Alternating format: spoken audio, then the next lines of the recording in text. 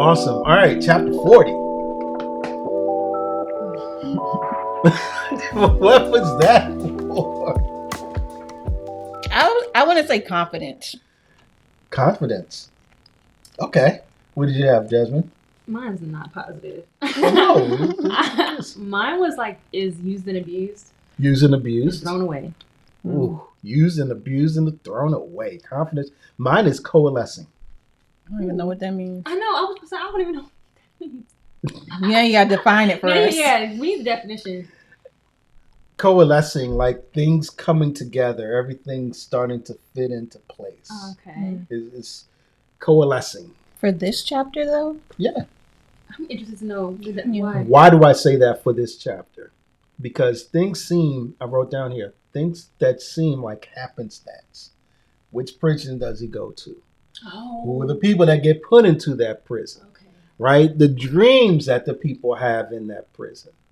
The fact that God gives Joseph the interpretation of those dreams. So to me, when I read this chapter, it's sort of setting up all the pieces in place so that Joseph can get to ultimately where God wants him to get. Okay. That's why I said coalescing, because it's all these pieces, all this stuff coming into this jail and all these things happening in jail. And it leads to some other things out of that. I understand. That makes sense. It's like synergy, like when things just start working very well together. Yeah. Yeah. Okay. I understand. And mind you, he's still not in a great place. I get that. That's why I understand yours too, because it's not good. You can feel used and abused, right? But even in that place, I think God is bringing people and putting things together. And why did Potiphar put him here as opposed to putting him over there? Why? What did the baker do? What did the cupbearer do to get put into prison? Right. So it's just like all of these things happening. It's like an extension of the man that they meet, that Joseph meets as he's going to find his brother. To me. Right. Okay. I understand that. So. I don't know. Using abuse. I think he was using. I really, and in the episode, I think I said like they got their dreams interpreted well. For one, it worked out positively. For the other, not so much. And then they forgot about him.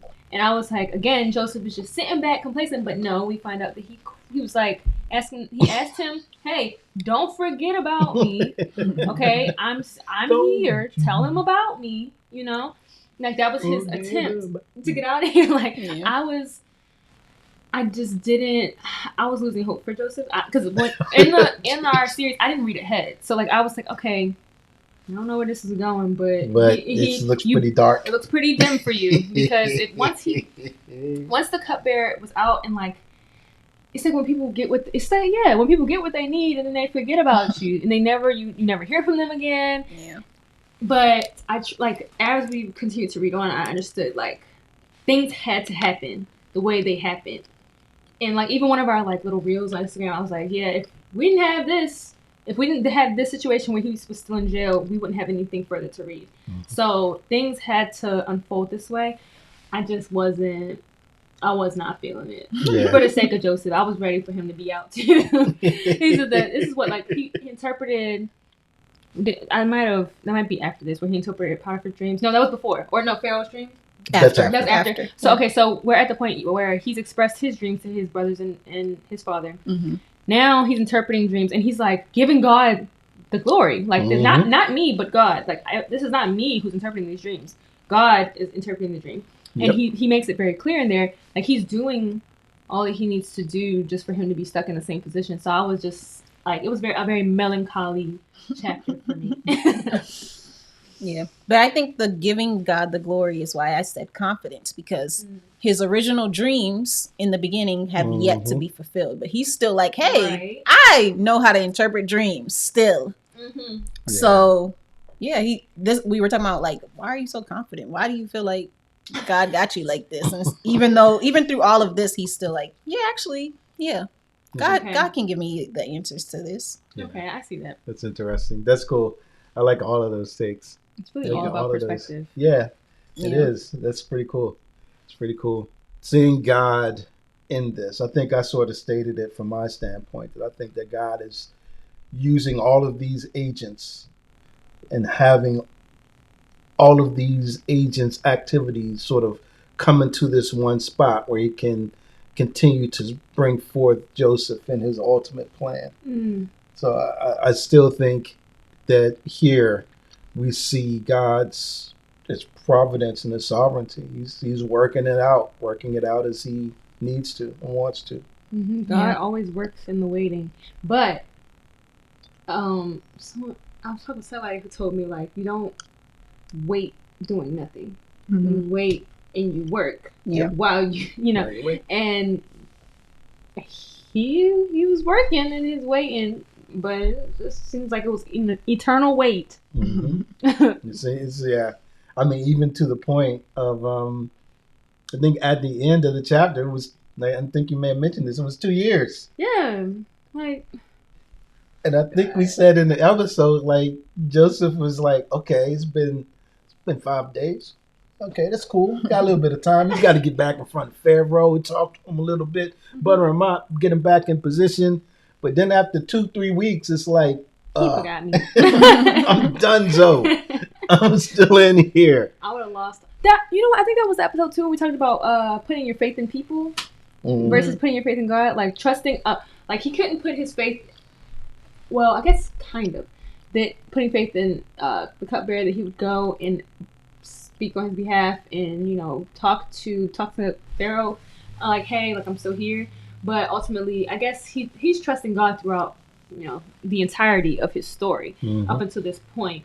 So it's a lesson to be learned in that, because I feel like oftentimes I'm putting my faith in the system or people or for things to work out in my favor.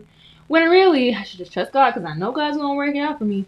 It's just harder because you can't really see what God is doing. You know, I can't really watch him do, like, work the progress. I can see the things happening in front of me, but that's up to me to understand, like, what it's God working for my benefit. But when you trust people, I can watch you go up there and talk to my supervisor. I can watch you go over there and talk to my friends, like, hey, put in a good word for me. You know, I can watch that unfold. I can't watch God do what he's doing. It gave me an analogy. It's almost like an hibachi grill. You watch them cook.